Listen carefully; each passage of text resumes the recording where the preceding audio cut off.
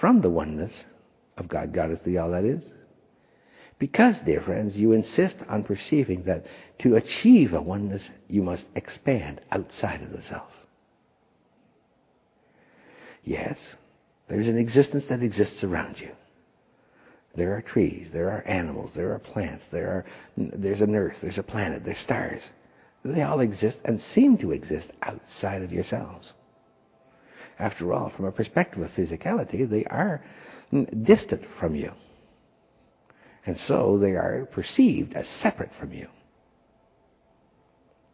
But the distance, dear friends, and the separation that you perceive is your distance and your separation from the oneness because of your insistence on perceiving yourselves outside of that oneness. You are within that oneness. That is what you are. And in fact, that point of oneness is within the self. So, in shifting yourselves to a perspective of incarnation, you at least give yourselves the opportunity to reframe, reevaluate for yourselves the awareness that you, dear friends, don't exist outside of God, God is the all that is, but actually within. And that's what incarnation is all about. That's why you chose this methodology. You chose it in order to continue this experience of God, God is the all that is, which is to go within to experience an expansion of the experience of existence. From the perception of that which was previously, dear friends, you have gone within.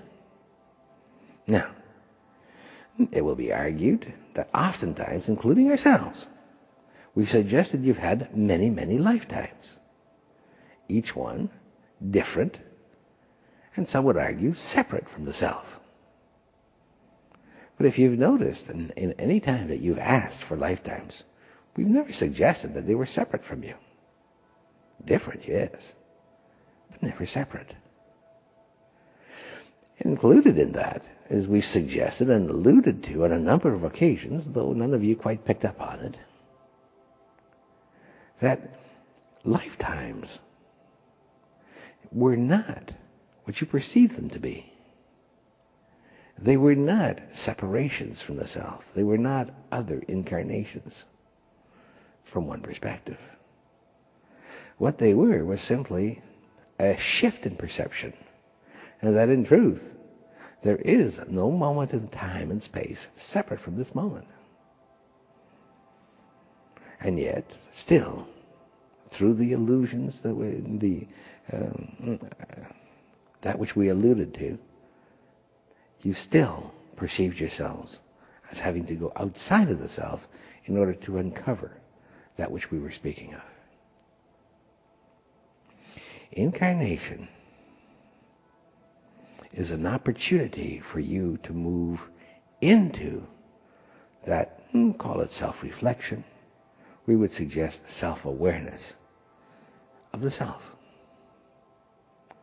That's what it is.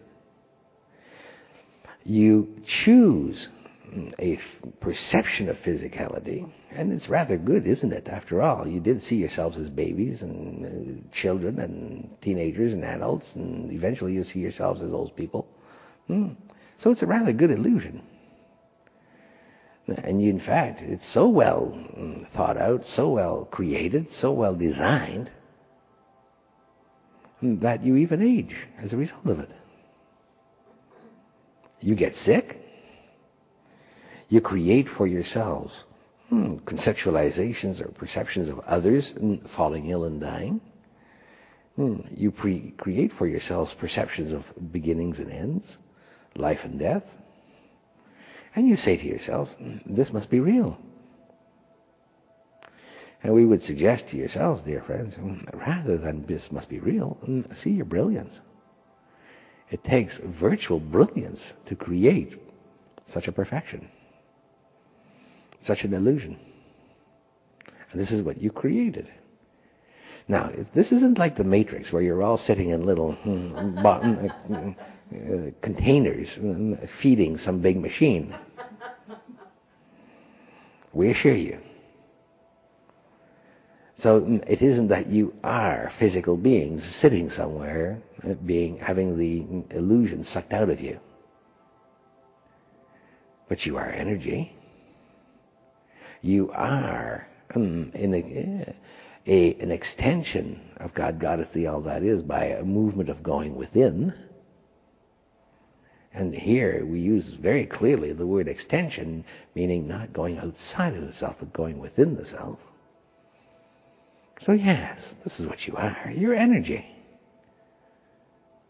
And yes, if you could but perceive it, you'd recognize that your illusion called reality is nothing more than that.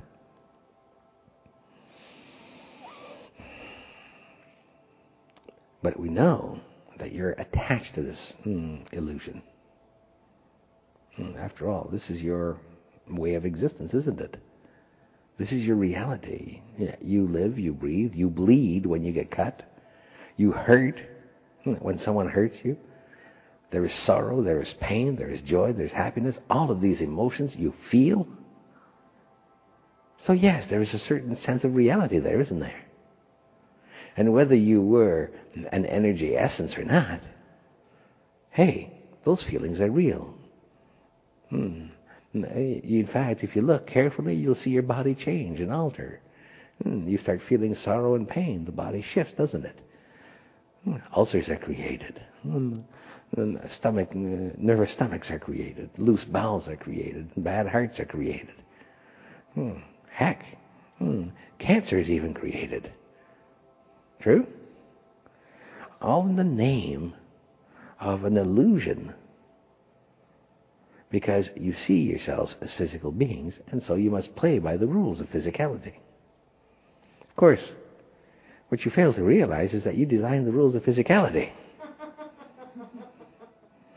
You are the ones that created it. You're the ones that choose them.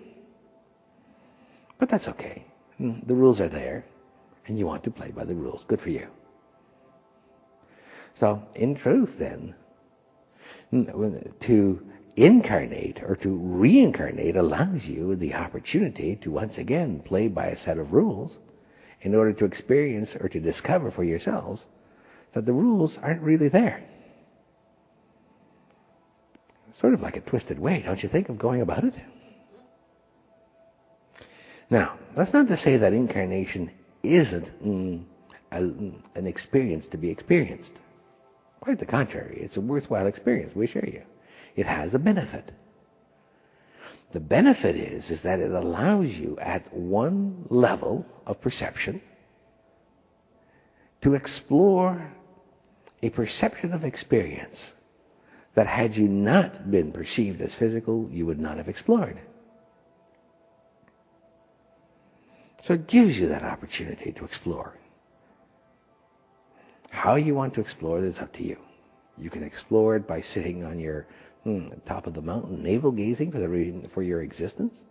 Or you can explore by investing yourself in your society, in the illusion. The society, how it moves, how it creates, the jobs, the relationships, etc., etc.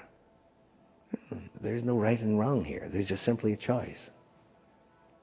The key, however, is this. Think of it this way. If you're already in the illusion, and the illusion is a rather complex illusion, we assure you,